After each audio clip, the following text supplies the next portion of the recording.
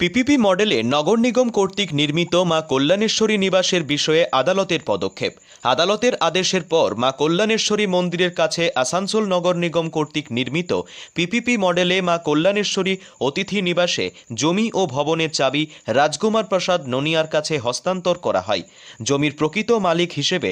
তবে আসানসোল নগর নিগম কর্মকর্তাদের হস্তক্ষেপের পর রাজকুমার প্রসাদ ননিয়া উক্ত সম্পত্তির সম্পূর্ণ দখল নিতে পারেননি। জানা যায় যে নগর নিগমের কর্মকর্তারা আদালত থেকে দখল নিতে আসা নাজিরকে বলেন যে জমিতে ভবনটি নির্মিত হয়েছে তা আলাদা এবং বিতর্কিত জমিটি আলাদা। তবে কল্যাণেশ্বরীতে এই জমি এবং স্থানটি শুরু থেকেই বিতর্কিত। আসানসোল পৌর কর্পোরেশনের প্রাক্তন মেয়র জিতেন্দ্র তিওয়ারির আমলে এই স্থানে একটি শৌচাগার তৈরি করা হয়েছিল এবং সেই সময় বিতর্কের সৃষ্টি হয়েছিল।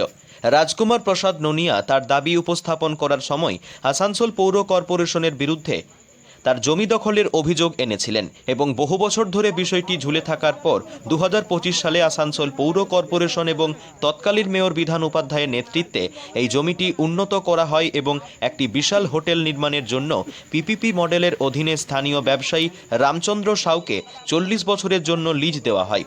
ব্যবসায়ী রামচন্দ্র সাউ এই বিশাল হোটেল নির্মাণে কোটি কোটি টাকা খরচ করেন এবং কয়েক মাস আগে এটির উদ্বোধন করা হয়েছিল। কিন্তু আদালতের পদক্ষেপের পর পুরো এলাকা স্তম্ভিত এবং এলাকায় আলোচনার ঝড় উঠেছে।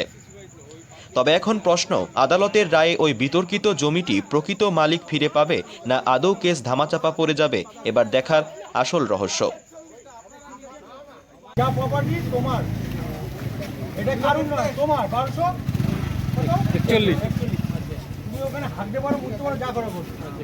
আমার ছিল স্যার দখল কর্পোরেশন জোর জবরদস্তি কাজ করছে। কতটা জমি রয়েছে? আমার এখানে 14 কাঠা এখানে আছে, মানে টোটাল 1 বিঘা 14 কাঠা আছে।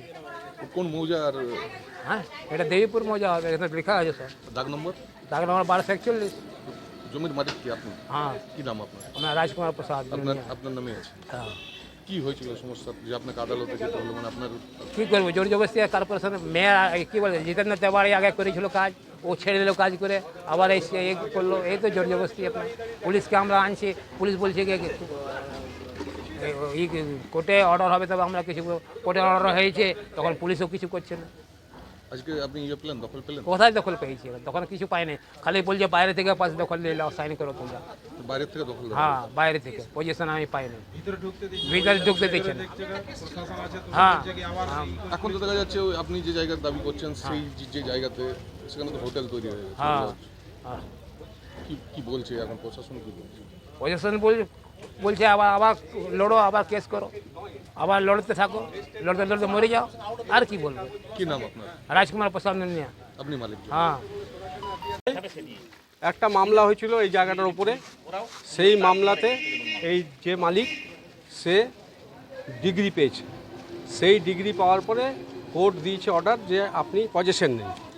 আজকে পুলিশ সব এসে পজেশন দিতে এসছে, পজেশন ওনাকে দিয়েছে কিন্তু ফিজিক্যাল পজেশন উনি এখনও পাননি।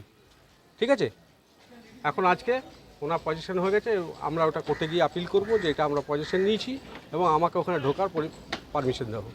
এটা কত নম্বর দাগ এবং কত মৌজা, কত জমি রয়েছে? কত জায়গা, কত জমি, তো কত আছে গো বলো? 1 বিঘা 14 কাঠা। 1 বিঘা 14 কাঠা, তার মধ্যে 18 কাঠাটা হচ্ছে এই প্রপার্টি। আর 18 কাঠা হচ্ছে মানে 18 কাঠা আপনাদের, আপনার মক্কেলের রয়েছে? না, এর কত আছে, কত কাঠা আপনি আছে? বলুন, আপনি বলুন।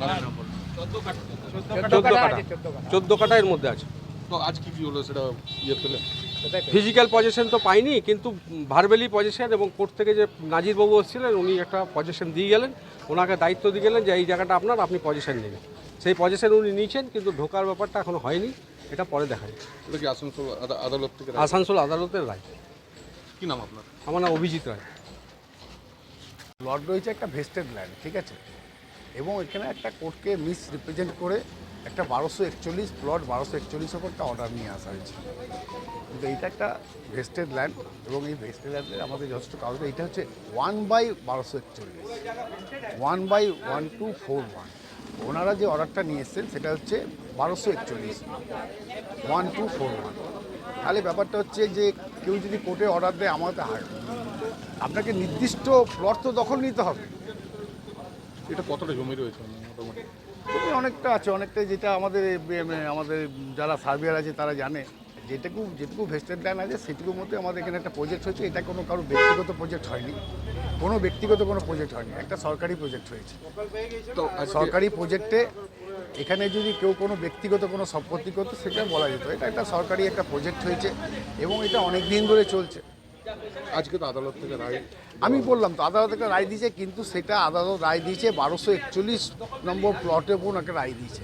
কিন্তু এই যে ভেস্টেড ল্যান্ড এটা হচ্ছে 1/1241, এটা খুব ক্লিয়ার। এটা কি আসানসোল কর্পোরেশনের? এটা আসানসোল পৌর নিগমের তত্ত্বাবধানে হয়েছে একটা, এবং এটা একটা অতিথিশালা হয়েছে।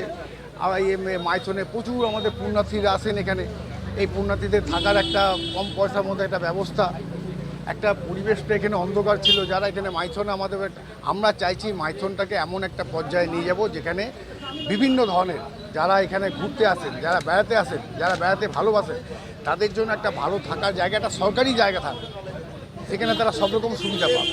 তো এই কাজগুলো করতে গিয়ে কিছু কিছু লোকের বাধা হয়। এখন দেখা গেল এবং দেখুন, আমরা একটা কথা মনে করি, আমরা মানে পশ্চিমবঙ্গ সরকার বা পশ্চিমবঙ্গ সরকারের অধীনে যে সমস্ত পৌর নিগম বা পৌরসভাগুলো রয়েছে, এরা গরিব মানুষের সম্পত্তি দখল করে কোনো দিন এটা আপনি দেখাতে পারবেন না। কিন্তু যেখানে ভেস্টেড ল্যান্ড রয়েছে, যেখানে কাজ করার সুবিধা রয়েছে, সেখানে আমরা এই কাজগুলো করছি।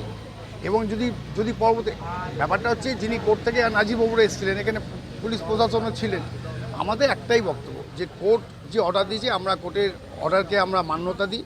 কিন্তু কোর্ট আপনাকে যে প্লটের ওপর অধিকার নেওয়ার জন্য বলেছে, আপনারা দয়া করে সেই 1241 ওপর আপনারা দখল নিন।